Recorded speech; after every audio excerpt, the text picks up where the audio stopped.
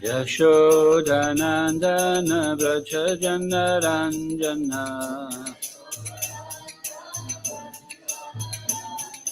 Yashodanandana Vraja Janaranjana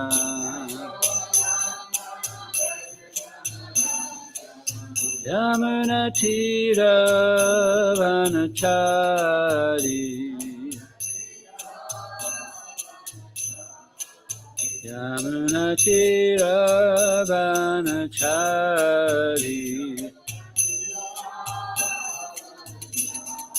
Jaya Radha Madhava Kunja Bihari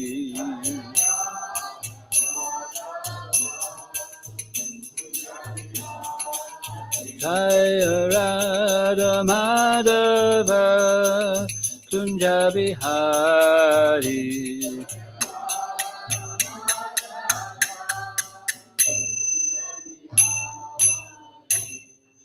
Guru ki, Prabhupada ki, Srimad Bhagavatam ki, Shishira Damadar ki, Nitai Good Premanande.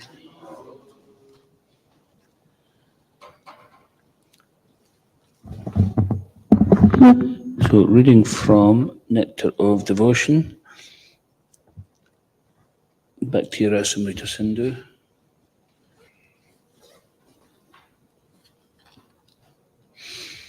This chapter is entitled Further Considerations of Devotional Principles.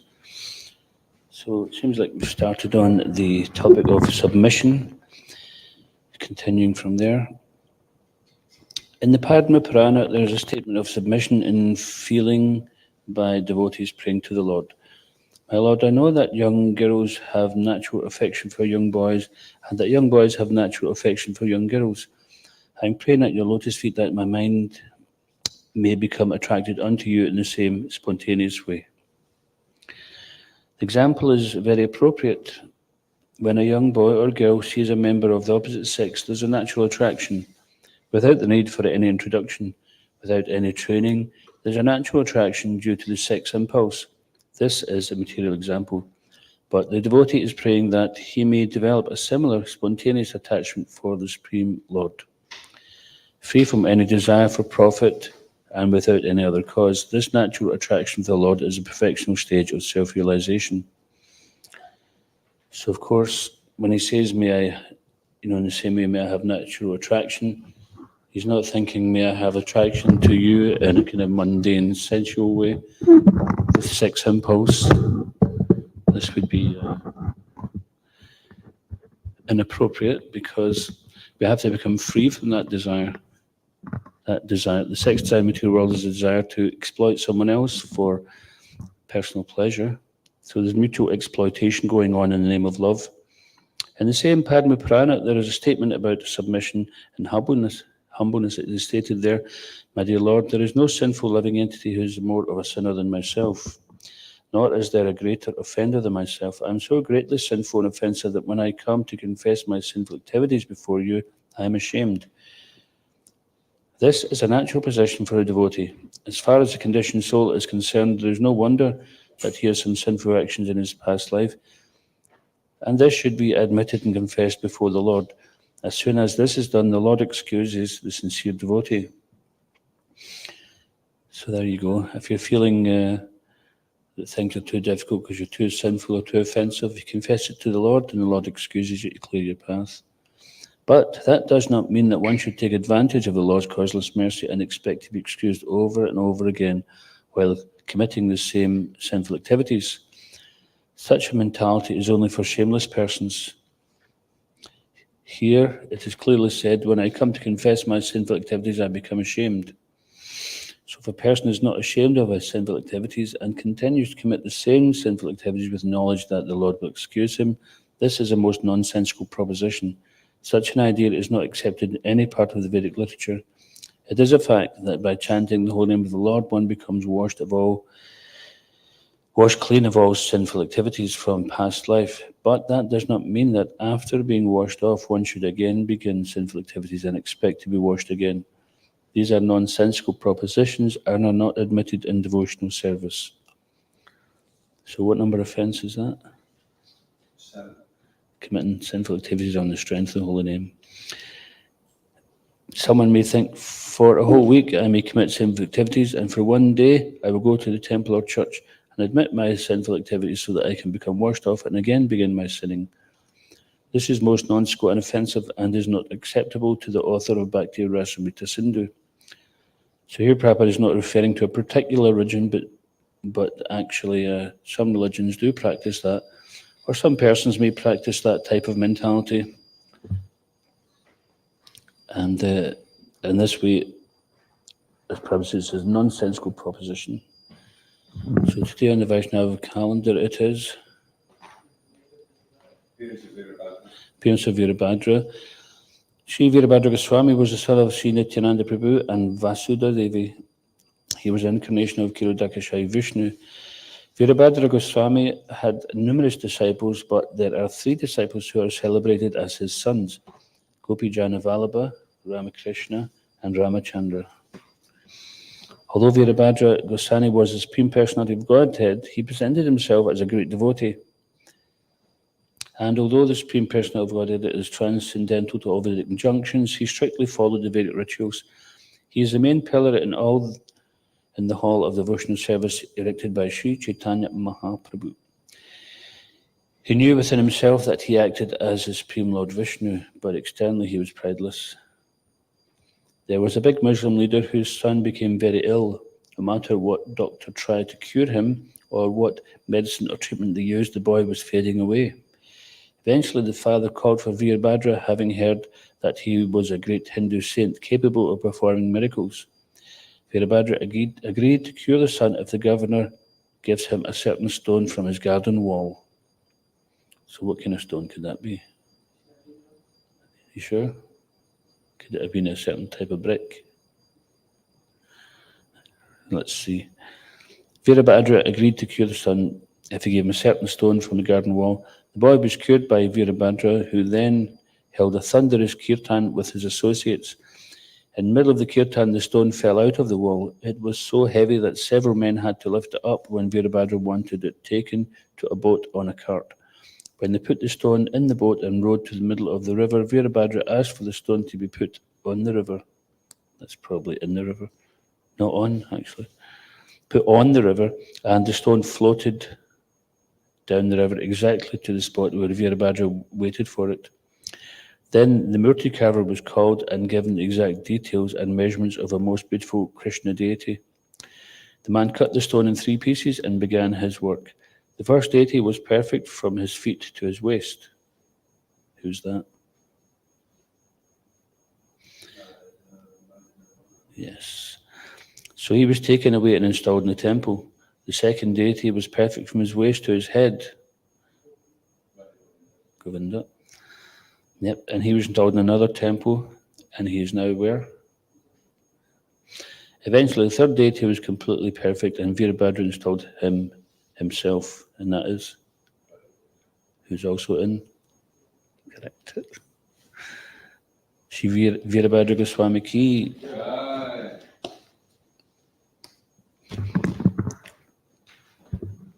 Om Namo Bhagavate Vasudevaya. Om Namo Bhagavate Vasudevaya. Om Namo Bhagavate Vasudevaya. Reading from Srimad Bhagavatam, 7th Canto, Chapter 9, titled Prahlad Pacifies the Lord with Prayers, text number 48. Okay, Tvam Vayur Agnir Avanir Viyad Ambu Matra Tvam Vayur Agnir Avanir Viyad Ambu Matra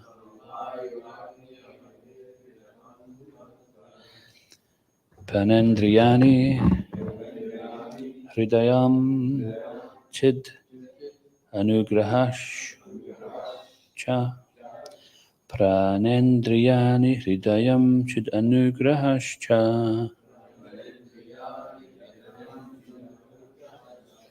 Sarvam Tvam Eva saguno vigunash cha bhuman sarvam tvam eva saguno vigunash cha bhuman nanyat tvad asti api mano vachasa niruktam nanyat tvad astyapi mano vachasa niruktam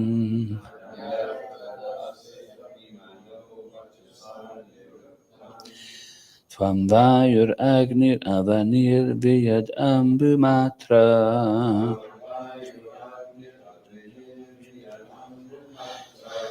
pranendriyani hridayam chid anugrahascha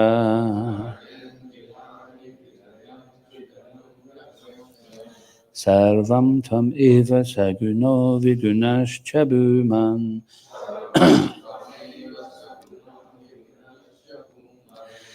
nanya tvad asya pimano vachasa niruktam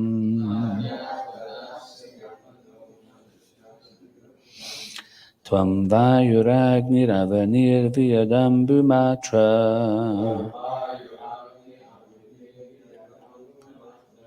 pranendriyani hridayam chid anugrahascha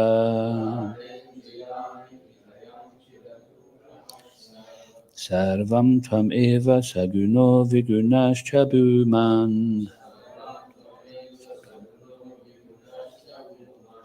nanya tvad asya pimano vachasa niruktam. Please chant.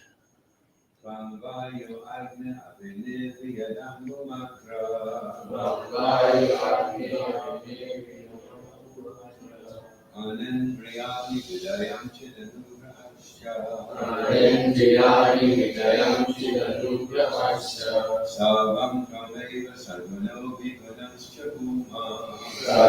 tvameva saguno vigunaschya bhuman nam yatvadasya pimano vachasa niruktam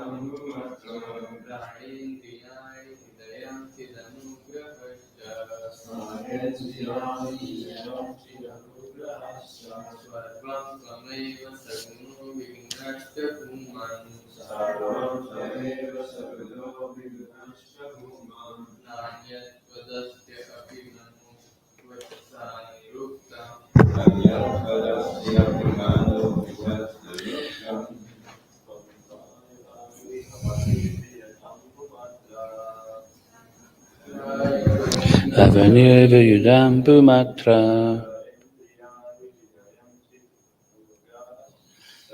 pranendriyani hridayam chidanugrahascha sarvam tvameva saguno vigunash bhuman nanya tvatasti apano vachasa niruktam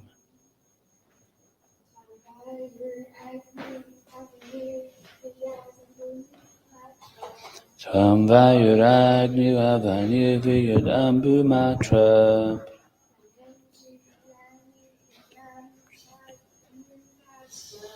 pranendriyani hridayam chid anugrahascha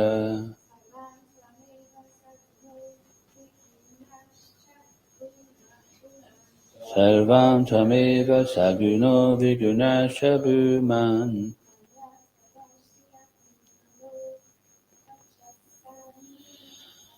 Nanya Twadasti Apino Jasa Niruttam. Tvam, you are. Vayu, air. Agni, fire. Avani, earth. Vyat, sky. Ambu, water. Matra, the sense objects. Prana, the life airs. Indriyani, the senses. Hridayam, the mind. Chit, consciousness. Anugrahacha, and false ego or the demigods. Sarvam, everything. Tvam, you. Eva, only.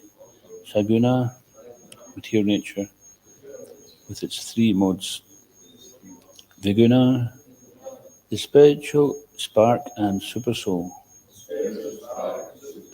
which are beyond material nature. Cha, and Bhuman, O my great Lord. Na, not. Anyat, other. Tvat, than you. Asti, is. Api, although. Manavachasa, by mind and words. Niruktam, everything manifested. Translation: O Supreme Lord, you are actually the air, the earth, fire, sky, and water.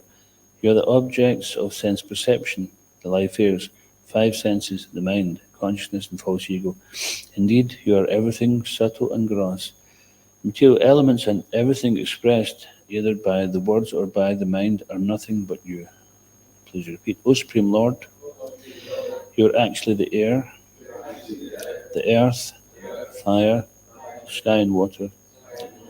You are the objects of sense perception, the life airs, the five senses, the mind, consciousness, and false ego. Indeed, you are everything, subtle and gross. The material elements and anything expressed, either by the words or by the mind, are nothing but you. Srila Prabhupada's purport. This is the all-pervasive conception of the Supreme Personality of Godhead, which explains how he spreads everywhere and anywhere. Sarvam Kalvidam Brahma. Everything is Brahman, the Supreme Brahman, Krishna. Nothing exists without him, as the Lord says, Bhagavad Gita 9.4. Maya tatam idam sarvam jagad avyaktamurtina matstani sarvabhutani nachaham teshvavastita. I exist everywhere, and everything exists in me, yet I am not visible everywhere. The Lord can be visible only through devotional service. Tatratish narada yatra gayanti madbhakta. The Supreme Lord stays only where his devotees chant his glories.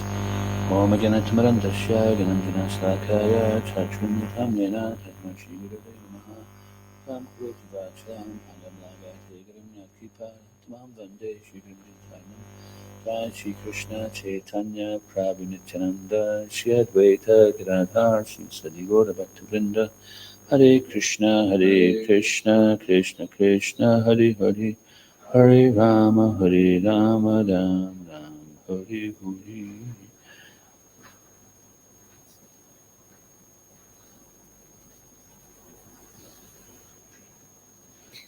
Supreme Lord, you are actually the air, the earth, fire, sky, and water. The other objects of sense perception, the life airs, the five senses, the mind, consciousness, and false ego. Indeed, you are everything subtle and gross. The pure elements and anything expressed either by the words or by the mind are nothing but you. Correct. Any questions?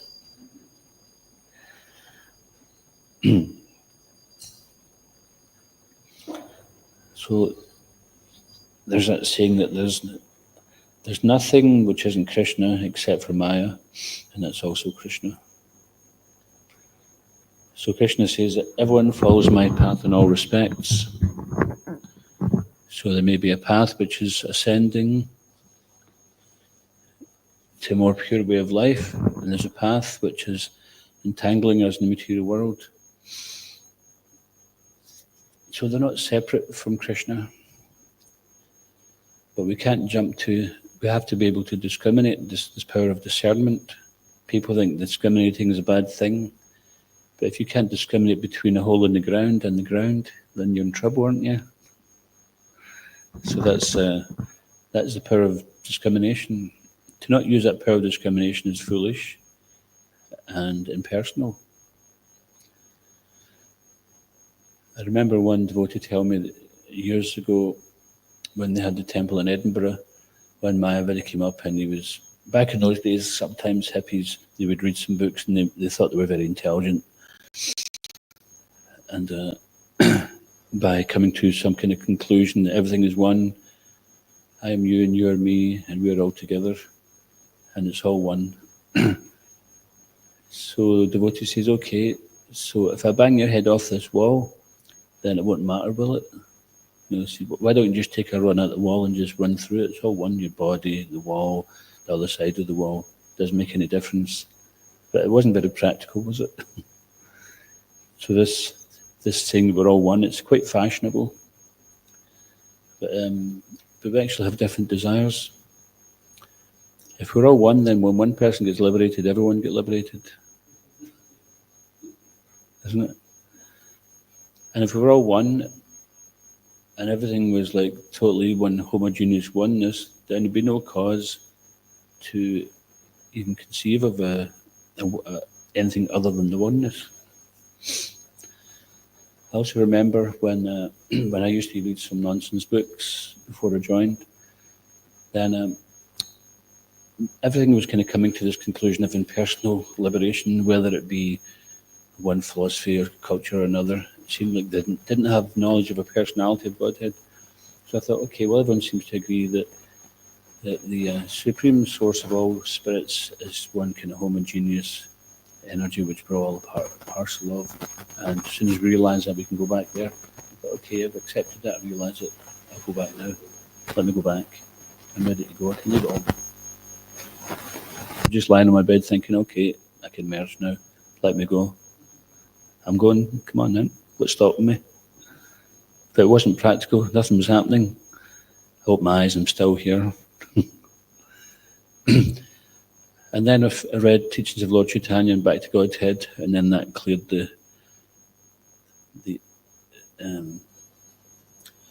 Nirvishesha Shunyavadi Paschatya Deshatarane. I used to listen to this jazz rock musician who'd become a disciple of someone called Sri Chinmoy, and him and another couple of guys, they got initiated by this guy, and one of his albums, on the back of it, it was glorifying his guru, saying, my guru is the thin red line between nothingness and eternity. So they were kind of graduating from atheism, where there's nothing, to just eternal aspect. So there's Satchidananda, eternity is there within the Brahman aspect. So that's okay in terms of to accept that there's some kind of supreme spirit.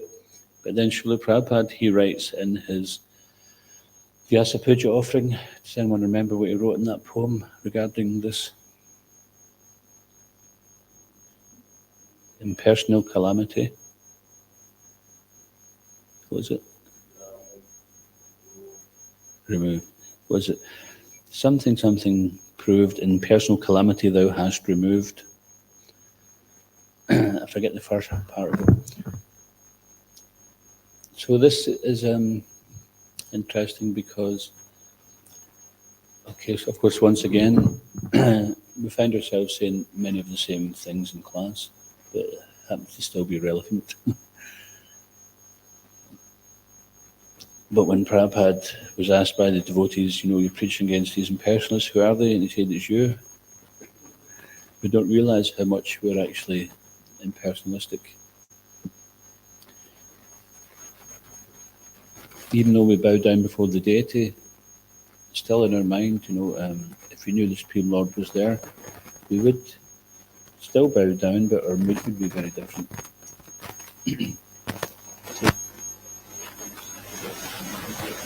Sometimes devotees don't even see that because, we fall asleep in front of the deities, or we do something else in front of the deities. If the Supreme Lord was there, we wouldn't be falling asleep. But he is there, and we do. Or we do some other kind of transgression, start arguing with somebody in front of the deities. We shouldn't be doing that. It's okay if you're preaching, and someone's come up with some bogus philosophy, and then you're speaking on behalf of the Lord. That's fine. That's rising to the challenge.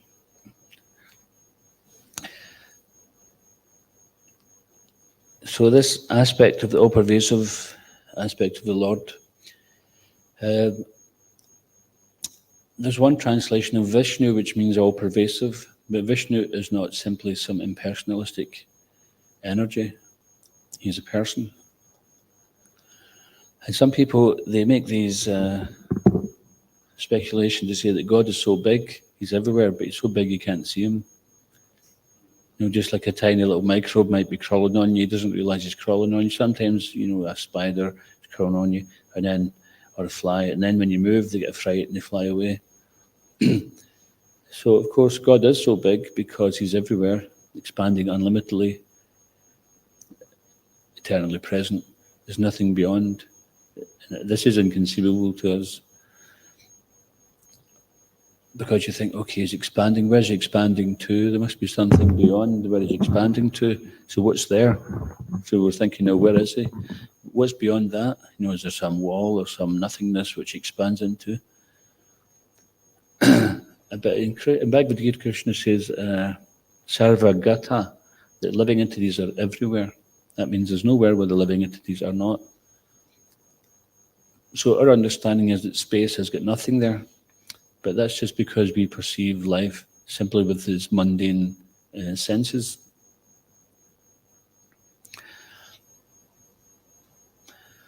In the Upanishad, I think it's mantra 5, Tadejatita Najatita Juritan Vartike, Tad Antarasya Sarvasya Tad U Sarvasya Bhayataha.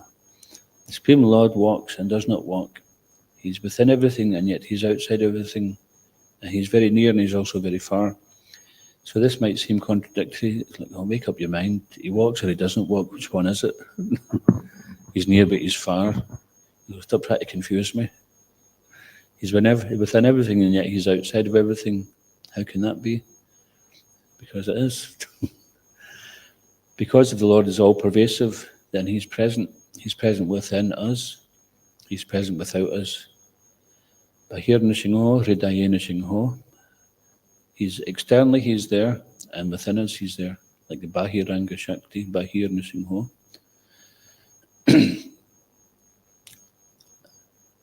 And it's also mentioned that although he doesn't run, he's swifter than the mind, swifter than the wind, swifter than the mind, because the Lord is already present everywhere.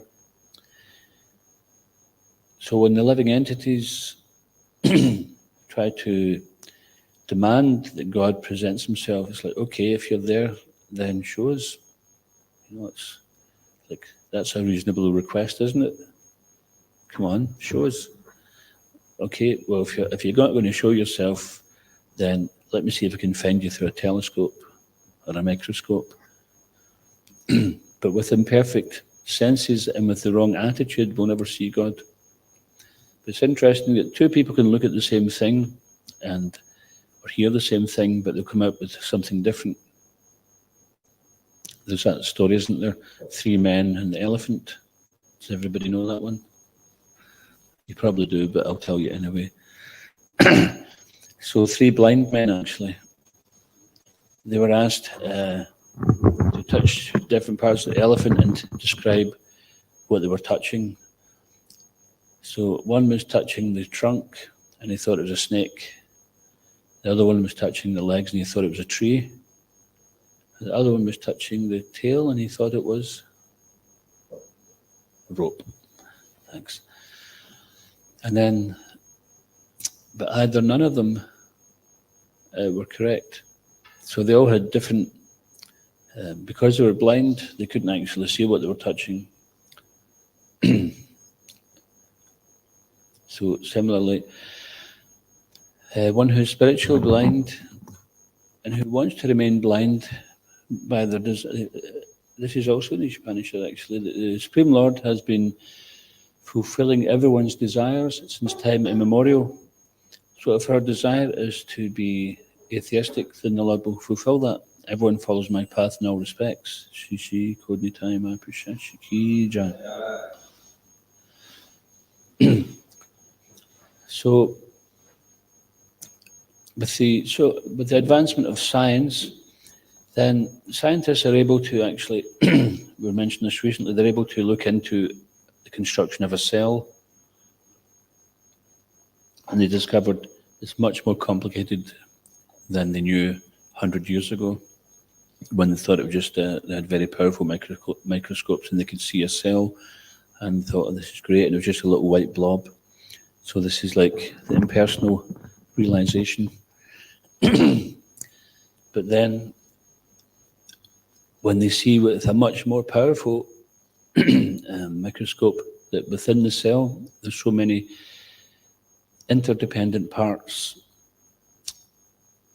So those who are actually a bit more open to the truth, because science means truth, pursuit of truth, then they see, this could not occur by accident. This signifies intelligent design. But then those who think the rope should be cut by scissors, even though their hopes are getting dashed at every advancement of science, even, then their time of mocking the theists is running out.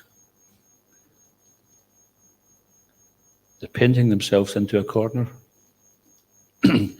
And this is it's almost like a divine sense of humor that Krishna has, that the atheists are trying so hard to deny God, but the more advancement they make, then those who are actually theists will become even more convinced and will have more ammunition to prove the existence of God.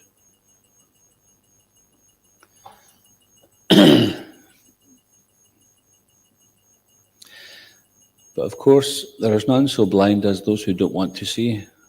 Sometimes even someone has lost an argument, but they won't give up. Or sometimes someone's been woken up in bed, but they won't let on that they're awake, because then they'll have to get up out of bed, so they pretend that they're sleeping. Which is, if someone's genuinely sleeping, then you can wake them up, whether it be an alarm clock, a bucket of cold water, a tap on the shoulder, they wake up. But if someone's pretending to be asleep, then you can't. So those, no matter how much evidence you put before an atheist, if they don't have a desire to actually know what is the truth, then no matter what evidence you put before them, they'll still be looking for something else. And that is evidenced by their dishonest attempts to try to prove the theory of evolution. So there was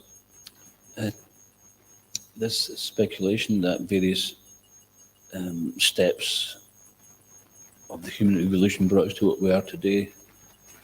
And according to the theory, they were finding various chapters in that journey, but there was a few missing chapters. So a couple of bright sparks decided to invent one. And whether they did it to get some fame for finding it, or whether they did it because they were just hell-bent on proving this philosophy. So there was one example called the Piltdown Man, which found in an area called Piltdowns, I think it was. And then there's another one called Java Man, found on the island of Java. And what they had done is actually they had got a couple of different skulls and doctored them around to make it look like it was one skull, and then it made it look like some kind of in-between thing between apes and humans. And then through some investigation, it was discovered that they were fakes. So when they couldn't find anything to fill the missing link gap. And they couldn't get away then with faking it, making some spoof version of what, just to fit their philosophy, their theory. Then what do? They create another term. They say, okay, well, if we can't find the missing link, that means it's not there. Why are we looking for something that's not there? So it must be something else. We'll call it punctuated equilibrium. We'll give it a nice big name, and everyone will think, well, they must be right, because I don't know what that means. So then everyone thinks, oh, punctuated equilibrium, yes, I know that one. Right, okay, then you go, yes, punctuated equilibrium. And then you put yourself forward as being somebody in knowledge.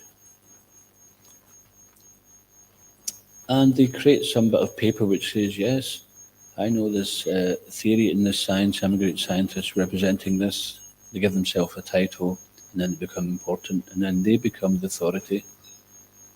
So don't give any authority to any spiritual, religious texts. But the Vedic literature has got so much scientific knowledge in there that you couldn't actually create this. You know, it would, things which are mentioned in the Vedic literature and in the Vedic culture, which were accepted simply on the level of faith,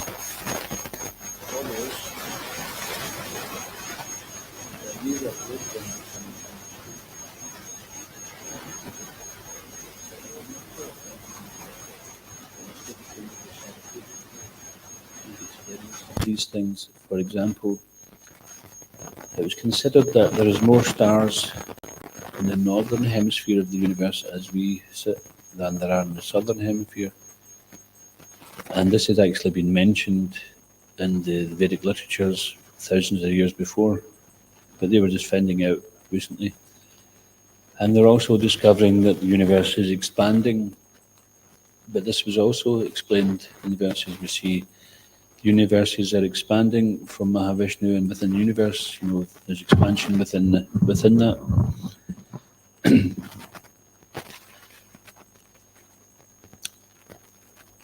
So only generally is when people become frustrated, then they turn to God naturally. Like they say, there's no atheists in foxholes. Does anybody know what that means? So what's a foxhole? A trench. So trench, exactly. So back in the First and Second World Wars particularly, they had these trenches. Sometimes they were deep and long, sometimes they were just for a few people, and they'd be called foxholes. But when people were taking shelter in those foxholes, bombs are flying, flamethrowers are throwing, bullets are flying, then nobody's an atheist there. It's not like, yes, still I don't believe in God, bullets flying everywhere. And this, it's a fact. When I used to work back in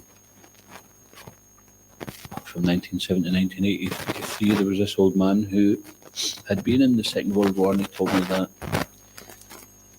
was the case, that before going into battle, then everyone, even all the tough guys, they were all praying to God. Everybody was praying to God before they went in. No exceptions, he said. So maybe there are exceptions, I don't know, but that was his experience. Because it's natural that when the soul isn't difficult, it's natural to turn to God because we have that eternal relationship. And through our false ego, etc., then we may try to cover that, we may try to ignore it, but ultimately, then by Krishna's mercy, then we come back to him again.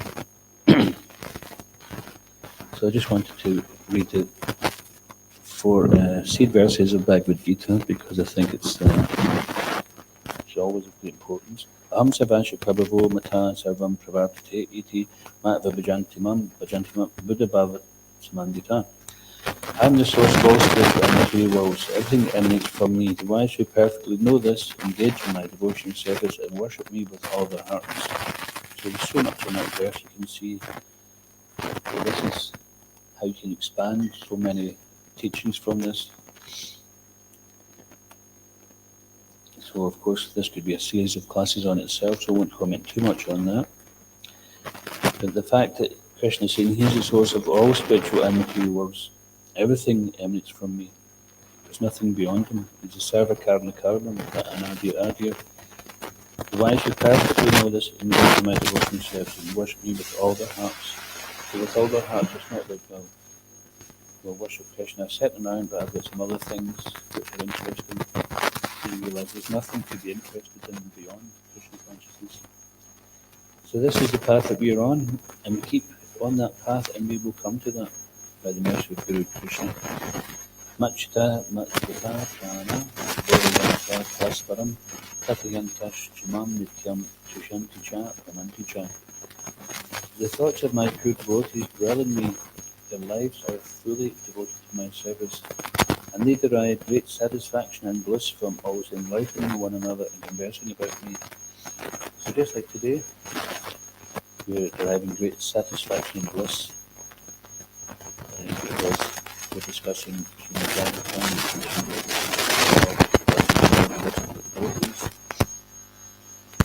and in this way we're enlightening one another.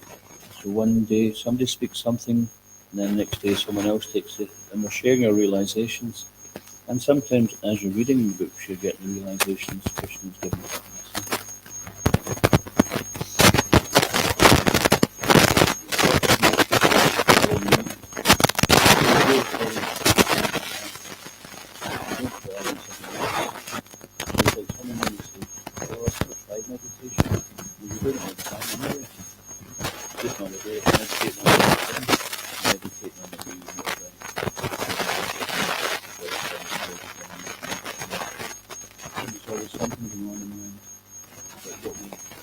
What we want to meditate on is Krishna.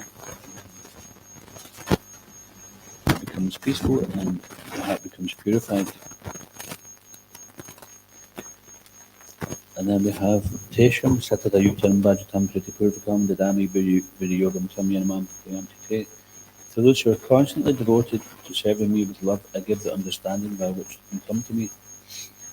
So constantly devoted, that's the first part, to serving with love. So we may be constantly devoted, I would say. A dedicated life is a blessed life. So even if you haven't quite developed love of God, you dedicate yourself. Because you're in the process of purification. We'll develop this prema, Pramata Mahan, and develop this love of life. So this we're constantly devoted serving with love, I give the understanding by which they come to me. So Krishna gives the understanding. You cannot arrive at that simply by doing every course under the sun. You could do Bhakti Shanti, Bhakti Vaidava, Bhakti Vedanta. You can do all of that and you can become a great scholar. And that's good. Prabhupada wanted that. But that alone is not making the pure love of God. It has to be constantly devoted. And how this is devotion has to be demonstrated. Come in few times and say, I'll give you this devotion. Yeah, and then jump outside, get into your Rolls Royce and drive away into your big mansion. Maybe 2 pence with great devotion. He's not that cheap. He doesn't need anything. Everything's already his anyway. But he's pleased when we offer with devotion. And furthermore, Krishna says that whatever one is most attached to, whatever one's motivated to, you give that to one's service, that qualifies you for eternal life. So if you think, by giving this up, I'm going to be bereft, no, Krishna says that qualifies for eternal life. So if you apply that principle throughout your life, then you will actually enrich your life. You wouldn't come poor. And finally, Tesham Evan Kam Partam Araham Adam Janam Nasayam Yatva Bhava Sto Yanadipina Vashita. To show them special mercy, I, dwelling in their heart, destroy the shining lamp of knowledge. So this is the result of first law of understanding that the Lord is everything, and then practicing in this closer devotional service, dwelling in the Lord, the Lord, the association.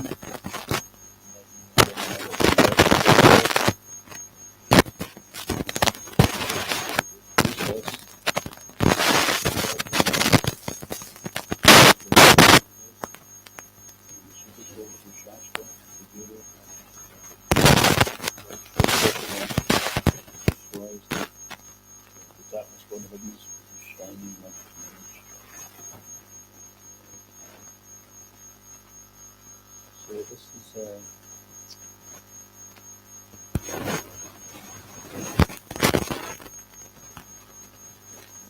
practice, the process, and the goal.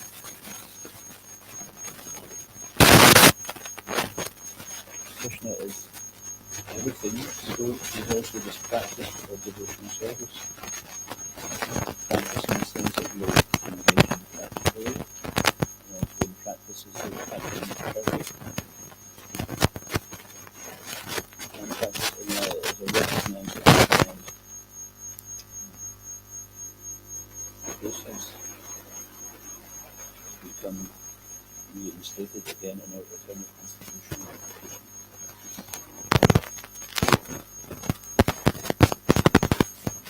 Reawakening the eternal love of God. So we'll just stop there. Is there any quick questions?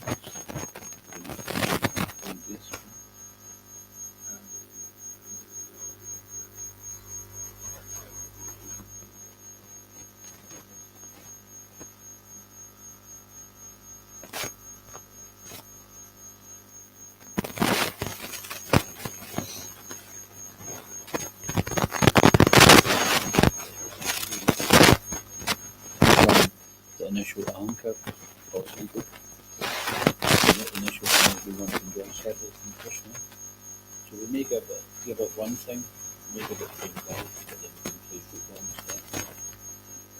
We may substitute for something else.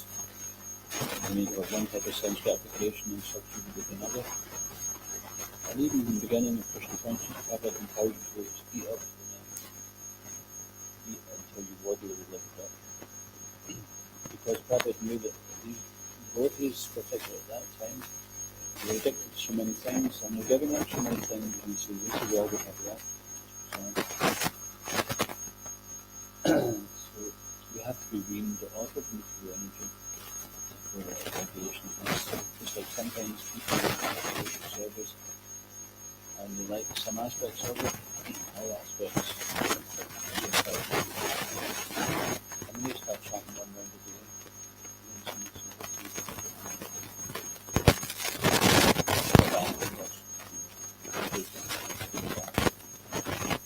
Stop eating onions, just stinking the place out. Things like that.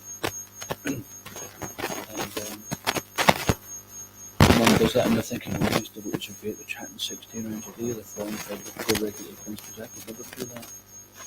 And then a little while down the road, they're doing it too. And they thought, oh, I can never give that.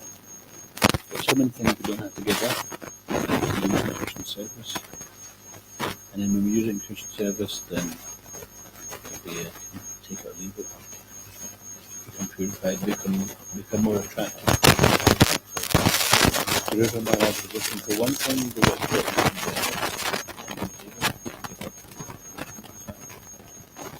Krishna is so kind, he gave him to another.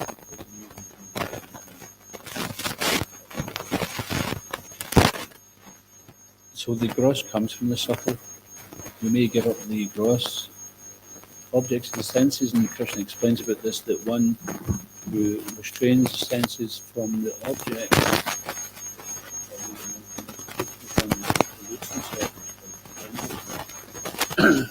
so that might be there. We may have given up something, but we're still thinking about it. And but yet we're going Savadana, Paratyaja, Brahma right religion, meanwhile we're still thinking of something else. So we know what the score is, it's a matter of aligning for external and internal, isn't it? And it's much more difficult to give up the desire than give up the thing. You can give up the thing for some time, you can jump in the swimming pool and hold the breath for some time, you can sort of feel that kind of breath.